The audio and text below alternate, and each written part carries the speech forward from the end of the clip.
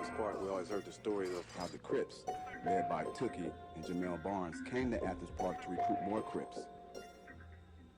And as I'm told, Taboo, Eugene Battle, declined, and they say that Eugene Battle knocked out Jamel Barnes right in the middle of Athens Park. So when you talk about Big Mouse, Cowboy, and Taboo, these are our forefathers. These are the guys who planted the seeds. And this is how Los Angeles started to fall apart amongst the black community, amongst what they call South Central, Compton, and Watts, and ended up being Athens Park, Dimmer Lanes, Nixon Garden Bounty Hunters, West Side Pirus of Compton.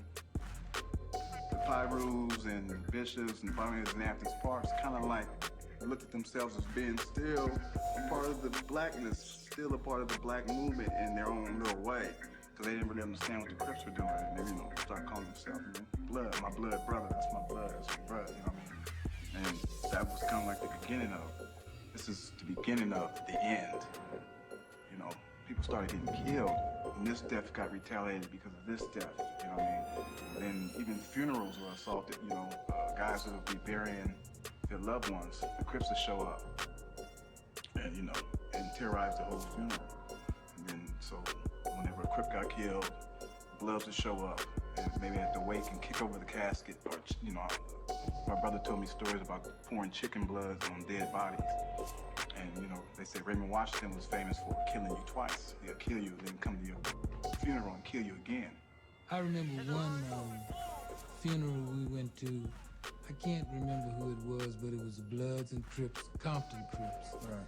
The Bloods said at this funeral, they all dressed in black tuxedos. I never will forget it. And they told their parents, the reason why we're dressing in black tuxedos is after this funeral, we go and kill him.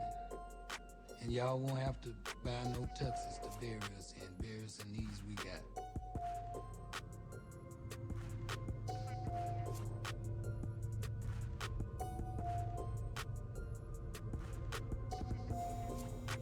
This cat, Mickey Fountain, that got killed. Everybody up here, all the old guys were like crying. It was like a real dramatic scene, And I felt like them, I felt like these are my people, I'm with them. So from that day, I knew I was from Athens Park, I knew I was in Blood, and I knew fuck the rest. I remember my first real gang fight, they said we're gonna rent out the gym, we're gonna give a youth dance, and they invited all the guys from Helen Keller Park, which were Raymond Crips. Couldn't control none of it. They were running to the car, and we were chasing them, beating their ass all the way to their car, popped his trunk. And next thing you know, they had guns, and they was on our ass then, They shot us all the way back into the gym. Like 4 people got shot. From there I started, go get the guns, go hide the guns. Took me into their world, like, okay, you ready for this? Because I fought, I didn't run, I was right there with them. I know they were killers, they were, was born Marion Hugh Knight Jr. on April 19, 1965 in Compton, California. The youngest of 3 siblings, he received the nickname Suge, short for Sugar Bear. Young Suge became a talented football player and track star at Linwood High School and later El Camino College. He went to earn an athletic scholarship to the University of Nevada, Las Vegas, where he not only excelled on the field but also in academics. Before working as a bodyguard, one of his first clients was the singer Bobby Brown. Who's this? Oh, it's not. Oh no, that's just it's the new style. You've been in the can for a while. This is what everybody. That's what all the talk show hosts are wearing. This is a new thing, right? Yeah. See, if somebody gonna do something about it, see, technology is so high, right? Right. So if you shoot somebody, you go to jail forever. So the kids, you don't want to go to jail forever, right? So they got this new thing out there. People sell them all the time. They got this stuff they get blood from somebody with AIDS. Yeah. And then they shoot you with it. Oh, so well, that seems bad. That's a slow death. Yeah. An easy thing, you know what I mean? Yeah. Oh, no. Okay. Wait, I'm right in the mood. Wow. Eyez wanted to kill Suge himself. He just wanted to kill Suge. And Jerry talked him out of it. Suge tried to destroy my record company with the help of others, Dre. First of all, I'd like to thank God. Second of all, I'd like to thank my whole entire Death Row family on both sides, you know what I'm saying? I'd like to tell Tupac to keep his guards up. We ride with him.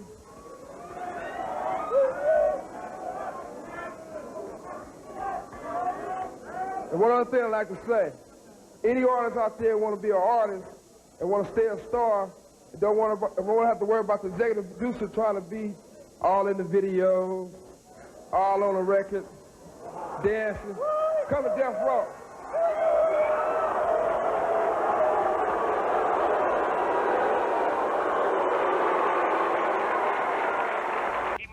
punches, and he probably drunk about 20 shots of piss. You know what I mean? Literally. They asked me if I know who killed Tupac. I'm the said, hey, absolutely not. Bitch ass Puffy can give him a mother star, and every rat in the world said he didn't want to kill Tupac. Tupac not dead. Tupac not dead. I recently had just lost one of my younger brothers, and Suge kind of like took the place of that. He was strong. Like I said, he was imaginative. He was crazy at sometimes, but he had dreams as well. So we became like brothers in a sense. We talked like brothers, and we treated one like brothers and respect one another. We were visiting each other like every night or every other night. If we wasn't visiting, we was on the phone talking to each other, working through the day, or I was on the phone at the studio working through whatever the daily scenario was. We would talk, and sometimes we would go weeks without talking, and then sometimes we would get into it, and we would have things would be real intense with us in the streets, and so it would be just so we would choose not to talk to each other. Whenever I wanted to communicate, I would either have somebody page him, or I would call. We would talk, or he would call Kenner's office, and I would call Kenner's office, and they would connect us. See, it's important that people understand that it was a lot of people that came together indirectly and collectively to make Death Row happen, and there was agreements with various people to have a certain type of arrangement. So it's important that people understand that the mistakes was made with myself in the actual initial contracts. And it's important for people to understand the mistakes Suge made in his conducting of business. And it's important to understand that even throughout all the negatives that took place, that Death Row was still able to generate over $500 million, and it was also able to catapult Interscope to a position of prominence in the entertainment business. It's also the same company that encouraged Master P to become a multimillionaire, and Puffy Cone as well. So we have to look at the negative and the positive of this collaboration that started with three guys sitting in an attorney room deciding and dreaming and believing that this could happen. The East Coast and the West Coast thing, as tragic as it has been over the last few years with people actually losing their lives, is truly motivated by an economic situation opposed to any personal vendettas, meaning that the East Coast traditionally created rap as we know it, and the West Coast was able to turn it into stupid, crazy money. So that created animosity, and Suge just inflamed it. He didn't create it; he inflamed it with his ego, and that caused Puffy Cone to blow up because they was able to get behind him and Biggie and represent the East Coast, and then they eventually started to do gangster type music. They just don't call it that, but that's what changed their economic plight. I believe that if it wasn't for Suge, Puffy would never reach the level that he reached. Suge was actually the creator of his own demise.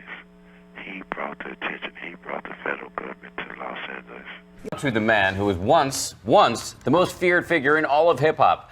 But here he is now, Suge Knight, a former rap powerhouse, collapsing in court, where he's facing a murder charge. The man who built an empire, founding Death Row Records, now facing life in prison, and ABC's Brandy Hitt is on the story.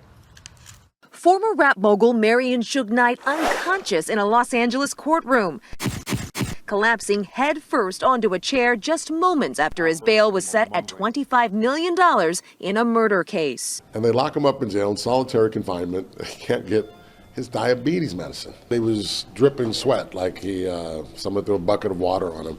It's the fourth time Knight has been taken from court by ambulance since his arrest for the January hit-and-run death of Terry Carter. Knight's attorneys claiming this surveillance video obtained by TMZ shows he acted in self-defense. The hip-hop pioneer in his red truck approached by a group of men and allegedly attacked. Knight then throwing the truck in reverse and speeding off, first wounding one man before running down Carter. Prosecutors on Friday requesting Knight's bail be set at $25 million. To be honest, I don't think any bail is enough for him. It's like she watches Empire and comes in and says he's an unrepentant and shameless criminal. The Fox show empire centers on a fictional hip-hop music company built on drug money by Terrence Howard's character. He too collapses during a moment of high stress.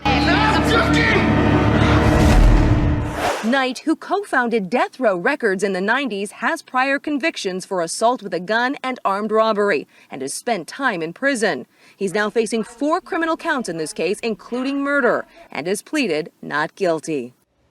Now, I spoke to Suge Knight's attorney overnight, and he hasn't been able to contact his client to find out his condition. He did say, though, that Knight's preliminary hearing scheduled for next month will go on as planned, regardless of his health. Paula? Very bizarre physiological occurrence there, Brandy. Whenever it comes down to it, I'm always... This call is being recorded. You know, when I get where I'm going, I'll be able to get some medical attention because here I don't get no medical attention. It's been 4 years. I ain't been able to see my kids, talk to my kids, talk to anybody. No outgoing mail, no incoming mail, no visits, no phone, nothing. No medical, nothing. And, you know, but one of the good things about it, at least they got all the proof where the guys on the video, when they had to interview the witnesses, they told them, well, that's me right there picking up that gun. There was a gun there, and there was a gun there. And they also got the paper trail with all the checks and proof when they talked to the witnesses, saying that, you know, Dre came to them first and asked the 2 guys how much it cost to get rid of me. And they said, what you mean by get rid of him? And they said, kill him. And then you got them giving them personal checks to deliver the job. And you got the star witness saying that it was the next person hit, they get out. And he said, he told him, if you got paid, we all got paid, so let's do it, whatever. So, you know, it's those facts. It's your understanding based on the evidence that Dr. Dre told the 2 guys that met you at the burger spot to kill you. That was... No. What I'm trying to say, based on the witness and the evidence, they talked to him. He told the 2 guys, how much would it cost to get rid of me? They said, what you mean by get rid of him? He said, kill him. That's when they start coming up with prices. Then the other guy, the director says, he bagging his play, and they got photos of the conversation to prove it. And then they said there was personal checks. They said when you get paid for working on a production company, the production company give you a check. Guys who was getting $150 a day from the production company, he gave guys 20 grand and even more in cash to kill me. It was a murder for hire case. And he gave him a personal check, not his business check, not the production company check, or not universal check, a personal check. You're being sentenced and you've agreed to a plea deal of over 20 years. People would say, why would you take a plea deal like that? You were about to go to trial. Why would you take a deal like that if you... Well, this is the thing. Number one is this. You got to realize one thing. For me to hire an attorney, they got to get approved by a different judge, not the judge in front of them. Judge Ryan is a different court. They got to get approved by the DA, and they got to get approved by county council. This call is being recorded. Try to hire a lawyer, they say no, or they let them come see me one time, and that's it. And so when they gave me an attorney, he seen me 2 times in 8 months and he told me he went to this court and said he needed help, and other attorneys, they told him no. He says no way he can do my trial because he really don't know the case and he won't win. So if somebody stacked the deck against you to the point where they're not trying to fight for you and they won't let you get the attorneys you wish to have, what could you do? Do you think you're going to see the light of day? If it's 20 years, I'm not going to discuss my situation, but absolutely. You know what I mean? Absolutely. Of course. And I still got my appeal rights, so, you know. After you callously murdered my dad in cold blood, were calculating and deplorable and reflective of a lack of moral character and no respect for human lives. Those are the low-life, thug, career-minded criminal, 3-striker with a reputation of being a murderer. What I do know is that your unrepentant, remorseful, callous, unashamed actions took my dad's life away. My dad's last moments of life were blasted all over TV, the internet, social media. He is truly a disgusting, selfless disgrace to human decency. For the crime which defendant has been convicted in count 1, a violation of Penal Code Section 192, Subdivision A, voluntary manslaughter with the strike prior conviction have been found true. Defendant is sentenced to state prison for the high term. The reason for the high term is as condition of the plea bargain. The high term is 11 years and must be doubled under the strike law. Defendant is levied a term in state prison of 22 years. Pursuant to Penal Code Section 12022, Subdivision B, Subdivision 1, he is levied an additional and consecutive 1 year in state prison. Pursuant to Penal Code Section 667, Subdivision A, Subdivision 1, the prior conviction the defendant has admitted, he is levied an additional 5 years in state prison for a total unstayed term of 28 years.